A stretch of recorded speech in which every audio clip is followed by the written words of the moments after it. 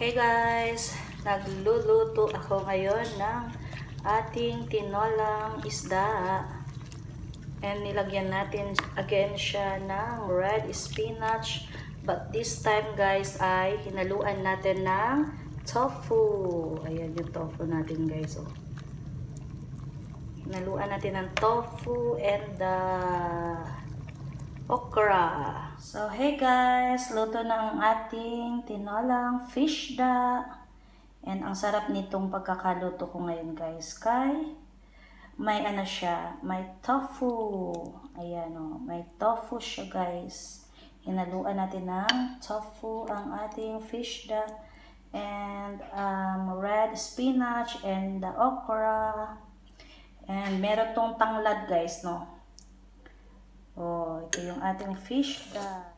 Ang sarap talaga ng sabaw guys. Oh, the best.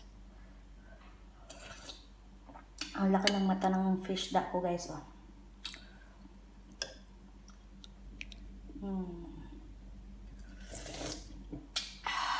Sarap.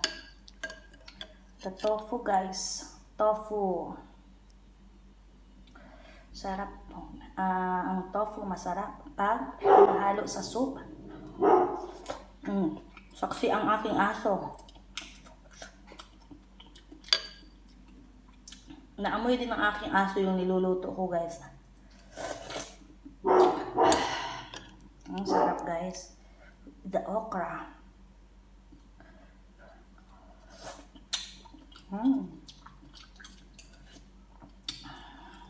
Fish da natin.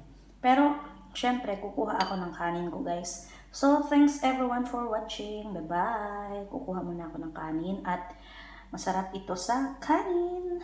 Kain na din kayo guys.